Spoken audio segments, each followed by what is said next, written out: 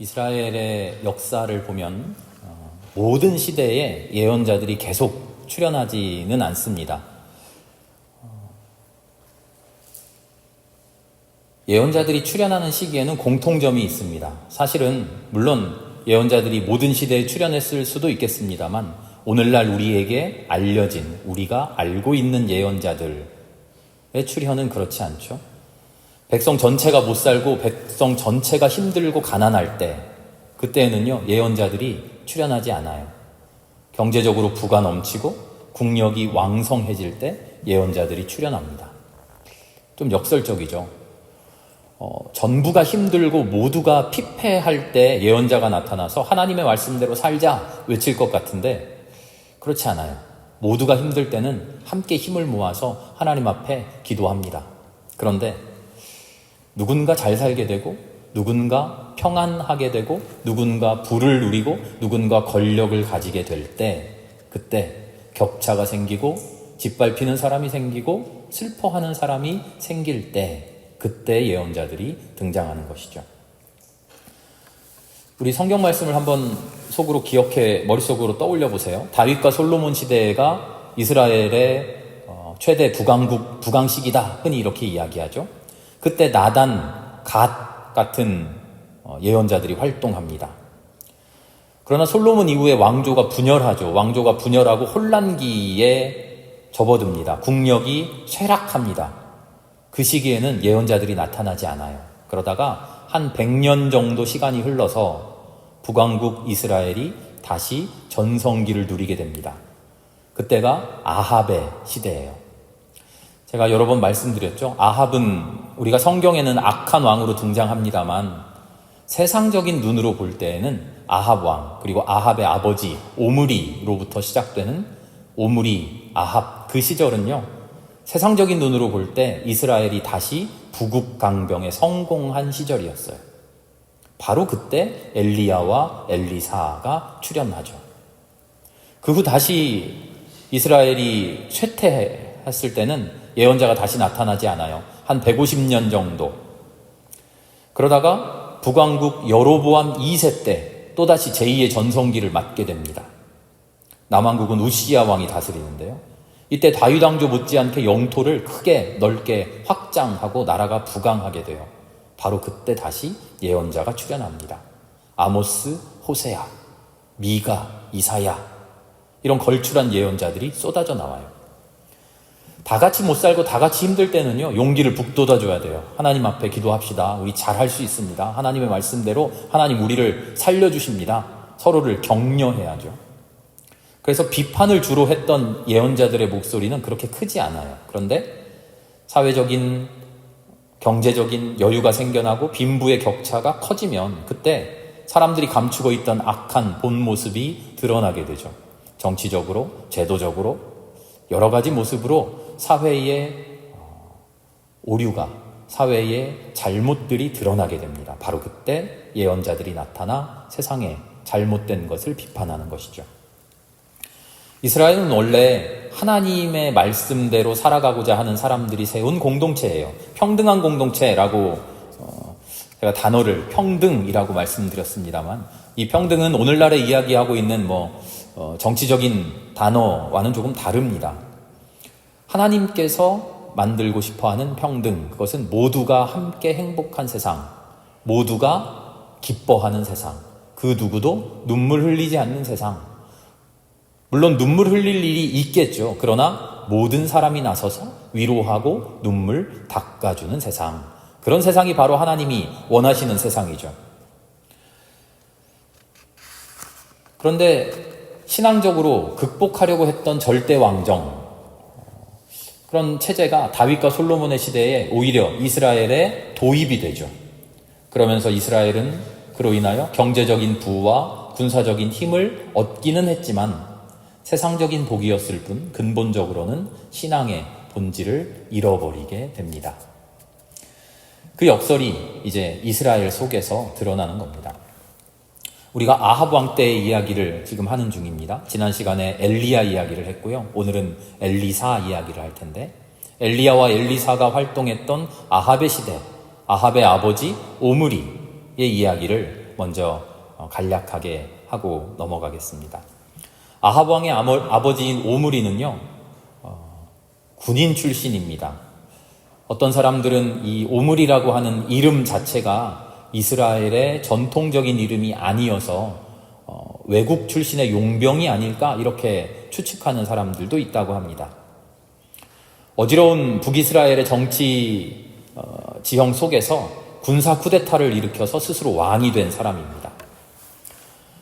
솔로몬이 죽고 나서 솔로몬의 아들 르호보암이 왕위를 이어가게 되죠. 그런데 르호보암은 백성들을 더욱더 억압하고 더욱더 핍박하게 됩니다. 그래서 북쪽 지파 10지파가 여로보암의 지휘 아래 반란을 일으키고 북왕국 이스라엘을 만듭니다.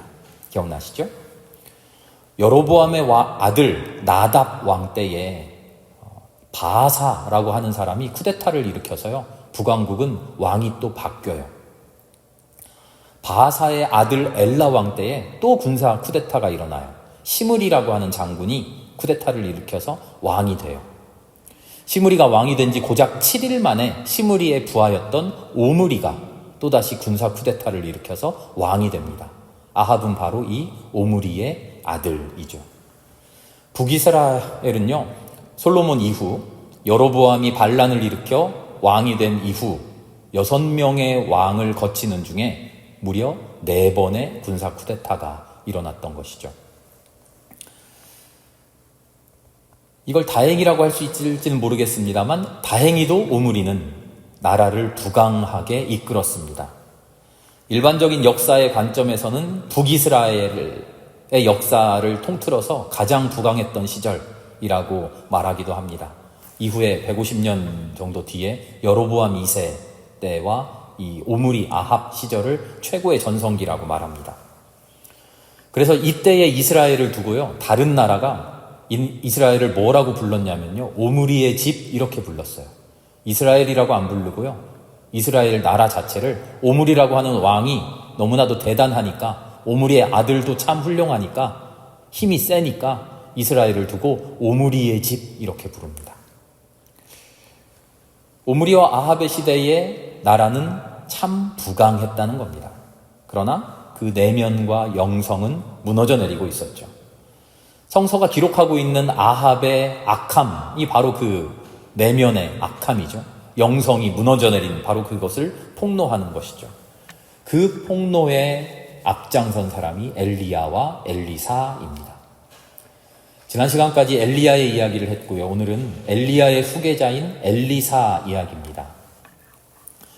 엘리야는 출신 성분이 정확하진 않습니다만 아마도 농민 혹은 목자 출신일 것이라고 말씀드렸습니다. 귀족 출신, 정치적으로 훌륭한 사람, 훌륭하다 하면 좀 말이 이상하니까요. 정치적으로 높은 사람, 그런 사람이 아니라 일반 평민 출신이었죠, 엘리야는. 그런데 엘리사는 좀 다릅니다.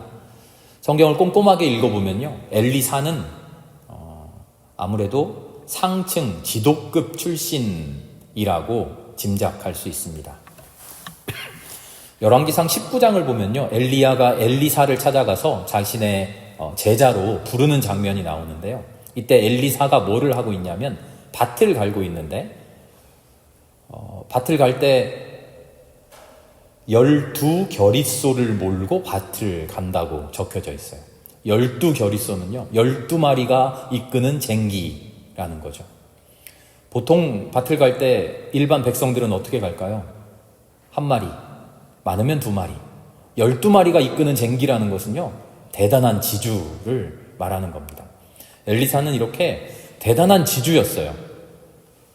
엘리야가 제자로 부르니까 엘리사는 12겨릿소를 던져버리고 엘리야를 따라 나섰는데요. 그냥 따라 나서는 게 아니라 따라 나설 때 마을 사람들과 이제 가족들과 작별해야 되잖아요. 작별 잔치를 하는데 그 12겨릿소를 다 잡아서 그 고기로 마을 잔치를 합니다. 그러니까 소 12마리 정도는 그냥 하룻밤 마을 잔치에 딱 쓸 수 있을 정도의 재력을 지닌 사람인 것이죠. 상당히 넓은 토지를 가졌고 상당히 많은 가축을 가졌을 것이다. 이런 출신 배경은요, 엘리야가 가졌던 꿈과 이상을, 하나님의 종교적인 이상을 실제로 실현하는데 아주 큰 도움이 되었을 것 같아요. 엘리야는 무작정 하나님의 말씀을 외치기는 했지만 정말 말 그대로 광야에서 외치는 소리였어요. 그런데 외치는 소리로 끝나면 하나님의 말씀이 공중에 흩어져 버립니다. 그것을 실제로 받아서 삶으로 이어나가야 할 사람이 필요한데 그게 바로 엘리사였던 것이죠. 엘리사는 실제로 사회에서 그 이상을 현실로 만들어갈 수 있는 힘을 가졌어요. 아까 재산도 좀 많았다 그랬죠. 그것뿐만 아니라 정치적인 인맥도 좀 있었던 것 같아요. 엘리사가 여러 가지 기적을 행하는데요. 그 중에 수넴 여인의 아들을 살려주기도 하는 이야기 있잖아요. 이 수넴 여인을 성경이 뭐라고 표현하냐면요, 한 부유한 여인이라고 표현해요. 그냥 일반 여인이 아니라, 가난한 여인이 아니라, 불쌍한 여인이 아니라 마을에서 엘리사가 만나는 사람은 부유한 여인이었던 거예요. 이 부유한 여인이 아들이 죽는 이야기 전에요. 이 부유한 여인이 힘든 내색을 하고 있으니 엘리사가 다가가서 내가 무엇을 도와줄까요? 묻습니다. 그런데 이렇게 무엇을 도와줄까요? 라고 묻는 물음의 말이, 이어지는 말이 이래요. 제가 읽어드리겠습니다. 부인을 위하여 왕이나 군사령관에게 무엇을 부탁해 드릴까요? 이렇게 말해요. 엘리사의 사회적인 신분을 짐작할 수 있죠. 내가 무엇을 도와드릴까요? 왕을 만나본 적도 없는 사람이, 대통령 만나보지도 못하고 구청장 만나보지도 못한 사람이 내가 도와줄게요. 청와대에 이야기하면 돼. 내 구청에 말만 하면 돼요. 이런 허풍선이가 아닌 경우에야 엘리사는 왕도 인맥으로 알고 있었고 군사령과도 친분이 있었던 사람인 것이죠. 사사로운 부탁을 왕에게, 군사령관에게 할 수 있을 정도의 사회적인 지위와 신분을 가진 사람이에요. 그리고 그 뒤에 예후의 이야기를 할 때 보면요, 정치적으로 고위 관리들의 집안 내력들까지도 훤히 꿰뚫을 수 있는 그 정도의 실력자라고 할 수 있습니다. 또 엘리사에게는요, 제자들이 있었는데 그냥 제자가 아니라 제자들의 집단이 있어요. 베델에, 여리고에 엘리사를 따르는 예언자들의 수련생들이 있어요. 수련생 집단이 있어요. 그러니까 철저하게 조직된, 자기를 따르는 어떤 조직된 무리를 이끌고 있습니다. 이 사람들이 또 엘리야가 회의바람을 타고 하늘로 올라갔을 때 이 제자들이 이렇게 이야기해요. 엘리야의 시신이 엘리야가 하늘로 올라서 승천했다고 생각 못하고요, 바람에 날려갔다가 어딘가에 떨어져 죽었을 테니까 엘리야의 시신을 찾아볼까요? 라고 말하는데 엘리사가 말리죠. 그러지 말아라. 제자들이 뭐라고 이야기하냐면요, 우리들도 다 유력한 사람들이어서 그 정도 할 수 있습니다 하는 거예요. 돈을 쓰고 사람을 풀어가지고 쫙 일대를 훑을 수 있다는 이야기죠. 엘리사뿐만 아니라 엘리사를 따라다녔던 제자들도 유력한 사람들, 소위 사회적인 영향력이 있는 사람들이었던 거죠. 조직을 관리할 정도로 넉넉한 집안 출신이고 부유한 후원자와 정치 군사적인 실력자들을 두루두루 알고 있는 엘리사. 이 엘리사가 하나님의 마음으로 감동되어서 하나님의 일을 해나가는 겁니다. 그래서 엘리야를 통해서 전해지는 하나님의 신앙의 이상이 공중으로 흩어져 버리는 게 아니라, 그래, 저렇게 사는 게 올바른데, 저렇게 하는 게 참 좋은데, 그런데 우리는 힘이 없어, 그저 하루하루 먹고 사는 게 힘들지, 이렇게 끝나버리는 게 아니라 저렇게 사는 게 올바른 일이야, 저렇게 사는 게 참된 일이야 라고 하는 것을 실제로 사회에 실현할 수 있는 힘을 가지고 있었다는 거죠. 하나님의 정의와 진리는요, 세상적인 가치, 부유함, 권력, 재력, 정치력 이런 것하고는 상관없는 게 아니에요. 하나님의 말씀이 재력을 비판하죠. 재산을 많이 갖는 것을 비판하죠. 권력을 마음대로 휘두르는 것을 비판하죠. 그렇다고 해서 하나님의 가치대로 살아간다고 하는 것은 세상적인 부를 떠나서 가난하게 살아라 하는 이야기가 아니에요. 세상적인 권력을 무슨 벌레 보듯이 버려버려라, 그냥 산속에 자연인처럼 숨어가지고 살아라, 그런 이야기가 아니에요. 하나님이 주시는 재력, 세상 속에서의 권력, 그것을 하나님의 뜻대로 사용하라는 거죠. 하나님의 뜻대로 사용되지 않는 권력, 하나님의 뜻에서 벗어난 재력, 그것이 문제라는 거죠. 순수하게 이상적인 부유함과 아무 상관없고 정치적인 권력과 아무 상관없는 순수하게 이상적인 종교적인 진리, 이런 건 없어요. 하나님의 정의, 하나님의 진리는요, 이 세상의 가치와 만나야 돼요. 이 세상의 가치를 가지고 있는 사람들이 그 가치를 하나님의 가치로 사용해야 돼요. 우선순위가 정확하게 만나야 되는 것이죠. 하나님의 정의를 위해 재력을 사용하고, 하나님의 정의를 위해 권력을 사용하고, 하나님의 정의를 위해 내가 가진 능력을 사용하는 사람들이 되어야 되는 것이죠. 그런데 세상에서 그렇게 되지 못하니까 재력을 비판하고 권력을 비판하는 것이죠. 엘리사는 그 우선순위가 제대로 되어 있는 사람이었죠. 엘리사는 단 한 군데에서도요, 자기의 재력을 과시하지 않아요. 내가 이만큼이나 대단한 사람인데 하고 드러내려고 하지 않아요. 하나님의 말씀 앞에 겸손할 뿐이죠.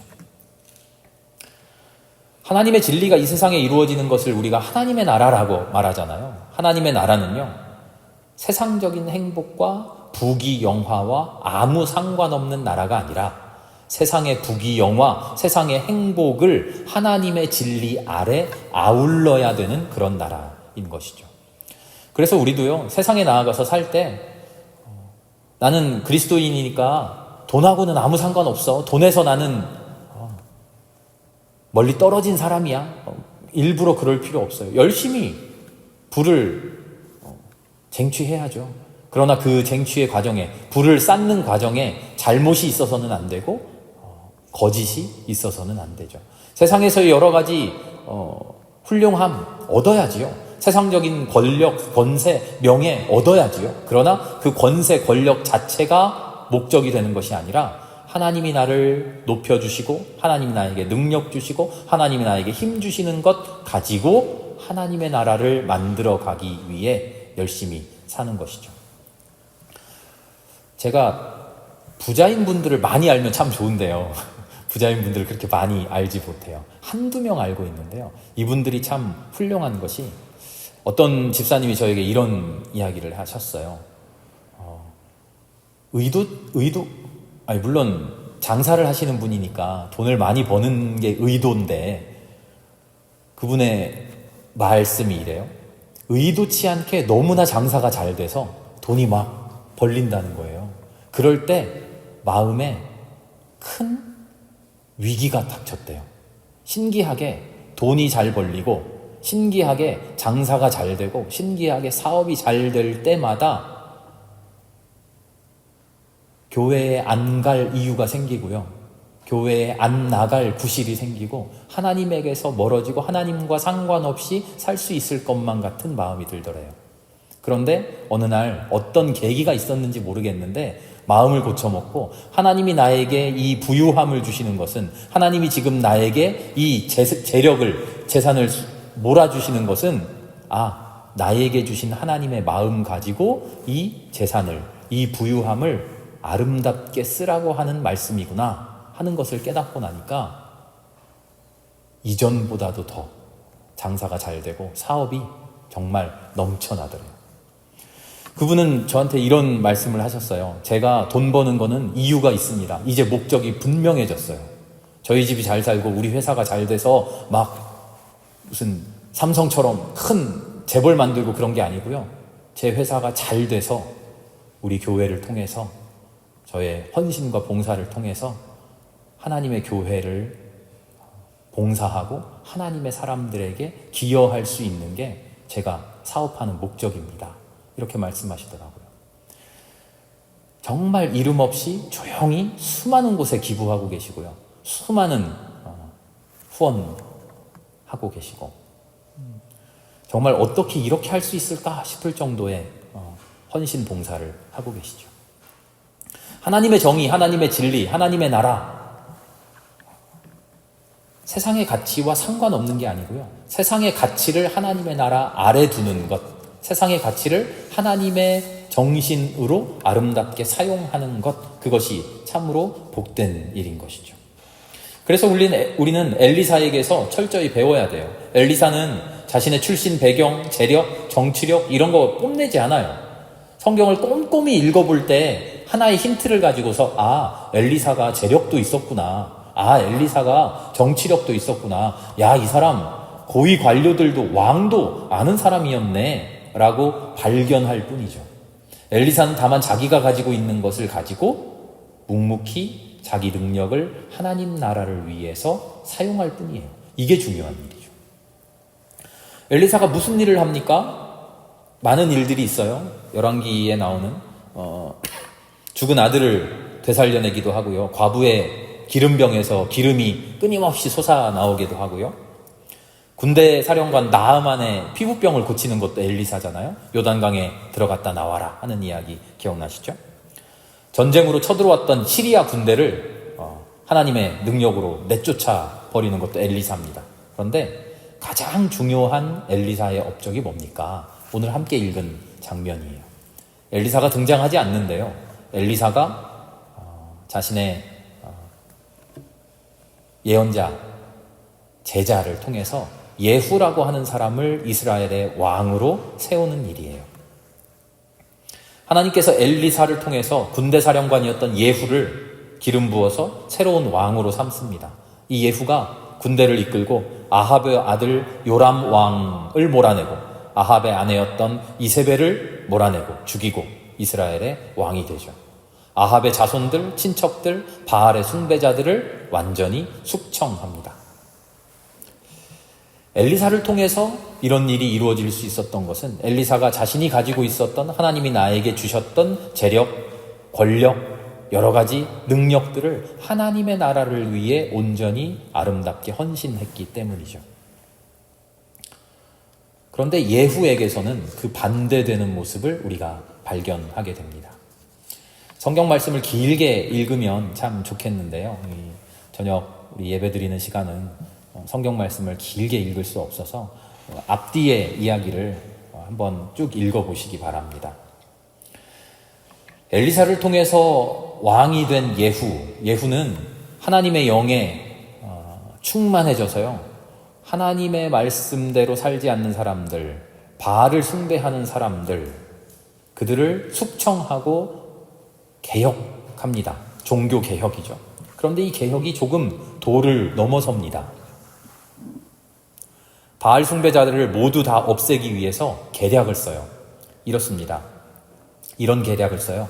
온 나라에 공표를 해요. 내가 왕이 되기 위해서 쿠데타를 일으키고 군대를 몰고 와서 왕을 몰아내고 왕이 되기는 했는데 사실 나도 바알을 숭배하는 사람이에요. 왕이 되기는 했지만 나는 예전 왕들처럼 바알을 잘 섬길 거예요. 걱정하지 말고 바알 숭배하는 분들 다 나오세요. 나와 같이 바알 숭배하는 대대적인 예배를 드립시다. 그리고는 혹시라도 이 예배에 안 나오면 오히려 저한테 혼날 줄 알아요? 하고 온 나라에 공표를 합니다. 그랬더니 바알을 섬기는 사람들이 다 나왔겠죠. 그렇게 모인 바알의 숭배자들을 문을 다 걸어 잠그고 학살합니다. 좋게 말하면 개혁이고 숙청입니다. 그러나 나쁘게 말하면 처단이고 학살이죠. 나중에 이 일을 두고 호세아 선지자가 예후의 살육의 죄라고 비판합니다.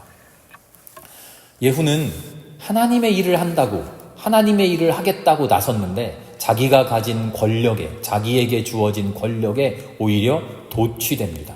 안타깝게도 잔인한 피해 보복으로까지 나아갑니다. 하나님의 뜻에 충실하게 헌신하기보다는 자기에게 주어진 정치적인 권력에 도취되어서 인간적인 정치적 야심으로 왜곡되어 버리죠. 엘리사와는 조금 다른 모습을 발견합니다. 자신의 능력을 하나님 나라를 이루어가는 데에 사용하는 것이 아니라 자신에게 주어진 권력과 능력을 가지고 아집과 오만, 이데올로기, 내가 생각하는 진리를 이루기 위해 사용해 버리는 것이죠. 잘못된 열정으로 구부러져 버리는 것이죠. 예언자의 위대함에도 불구하고 그 위대한 예언을 현실화해 나가는 사람들의 부족함이 역사에는 이렇게 기록되어 있습니다. 하나님의 신앙이, 하나님을 믿는 신앙의 핵심이 여기에서도 성경은 우리에게 분명히 일러줍니다. 학살을 하면서, 숙청을 하면서까지 하나님을 믿는 것이 옳을 일이냐? 한편으로는 그렇게 생각할 수도 있을 것 같아요. 아합이, 이세벨이 얼마나 악랄하게 하나님 믿는 사람들을 핍박했는데요. 그 사람들이 얼마나 악랄하게 바알을 섬기라고 그렇게 이야기했는데요. 그런 사람들은 싸그리 없애야지요. 이렇게 말하는 것이 옳아 보이기도 합니다. 그러나 하나님은 오늘 우리에게 전혀 다른 새로운 이야기를 해주십니다. 율법대로만 하면 됩니까? 그렇지 않다는 거예요. 하나님의 이상, 하나님의 이념, 하나님을 섬긴다는 것이 옳다, 법질서, 그것만 추구하면 됩니까? 그렇지 않다는 거예요. 예언의 역사가 우리에게 가르쳐주는 더 중요한 가치는 바로 생명입니다. 생명. 출애굽할 때 하나님께서 이스라엘 백성뿐만 아니라 온 세상의 모든 불행한 사람들, 안타까운 사람들, 눈물 흘리는 사람들, 가난한 사람들을 다 불러 모아서 한 이스라엘로 만드셨던 그 이유, 그게 무엇이었죠? 생명에 대한 존중, 생명에 대한 사랑이었죠. 광야 생활 40년 하면서 그렇게 하나님 앞에 배반하고 배신하고 하나님 앞에 반역하던 사람들을 싹 없애버리지 않고 순종하는 사람들만 남겨놓고 제대로 잘 믿는 사람들만 남겨놓지 않으시고 그 모든 사람들을 끝까지 인내하시고 참아내고 품어내셨던 이유는 무엇이었죠? 생명을 사랑하는 마음이죠.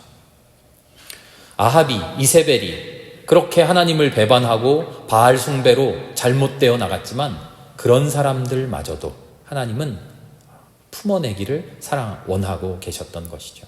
예후에게서 극단적인 충성, 극단적인 생명을 사랑하지 못하는 그런 모습을 우리가 발견합니다. 모든 가치를 평가하는 최고의 가치, 하나님의 최고의 가치는 바로 생명입니다. 인간의 생명에 반하는 것은 아무리 아름답게 포장한다고 하더라도 그것은 거짓이라고 엘리사의 이야기를 통해서 하나님은 우리에게 말씀하고 계시죠. 바로 여기에서부터 온 세상의 생명을 아우르는 하나님의 사랑의 구원이 출현하고 더 발전하게 됩니다. 구약 성경을 통해서 우리가 익히 들어왔던 하나님의 말씀이 있죠. 다 진멸해버려라, 다 쓸어버려라, 다 죽여버려라 하셨던 하나님의 말씀이 한 단계 한 단계 발전해 나갑니다. 하나님이 발전하는 게 아니라 하나님을 믿는 사람들의 발전이지만 말이죠. 어떻게 발전합니까? 그들을 없애버리는 게 정의가 아니라 그들을 품어내고 하나님의 사랑 안에 함께 아우르는 것이 하나님이 원하는 일이다. 이 위대한 전환이 엘리사의 시절에 이제 등장합니다. 그리고 이제 우리 다음 시간부터 함께 공부하게 될 아모스, 호세아, 이사야, 예레미야 하는 사람들을 통해서 하나님의 생명사랑의 위대한 진리가 더 활짝 꽃을 피게 됩니다. 이 사람들이 활약하던 시대를 기원전 8세기라고 해서요, 8세기 예언자들이라고 부르는데요, 이 8세기 예언자들을 통해서 이스라엘이라고 하는 작은 집단만을 위해 일하시던 하나님이 이제 온 세상 사람들을 다 같이 사랑하고 온 세상 사람들을 다 구원해내시는 만군의 하나님으로, 만유의 하나님으로 이제 더 성장하는, 하나님을 더 그렇게 크게 고백하게 되는 신앙의 혁명이 이제 이루어지게 됩니다. 다음 주에 이제 아모스의 이야기, 호세아의 이야기를 이어가면서 하나님의 사랑이 더욱더 크게 발전하는, 하나님의 사랑에 대한 인간의 이해가 한 단계 성숙하게 되는 그 이야기를 나눠보도록 하겠습니다. 함께 기도하겠습니다. 하나님 감사합니다. 하나님 우리에게 여러 가지 능력을 주시고 세상의 부유함도 주시고 세상의 권력도 주시고 세상의 권세도 주시고 지식도 주시고 지혜도 주시고 여러 가지 성품도 허락해 주시는 줄 압니다. 하나님 그 모든 것이 나의 욕심을 위해 나의 욕망을 위해서가 아니라 하나님의 나라를 위해 하나님의 나라의 섬김을 위해 헌신을 위해 주신 것임을 알게 하여 주시옵소서. 엘리사가 보여주는 아름다운 순종의 모습이 우리의 삶 속에서도 있게 하여 주시옵소서. 예후에게서 보여지는 자만의 모습, 오만의 모습이 아니라 하나님 앞에 무릎 꿇고 하나님께서 원하시는 일에 나의 삶을 던질 수 있는 그런 아름다운 순종이 우리에게서 있게 하여 주시옵소서. 그런 우리를 통하여 하나님 아름다운 세상, 아름다운 하나님 나라 우리 안에서 이루어 주시옵소서. 모든 말씀을 예수님의 이름으로 감사하며 기도합니다. 아멘.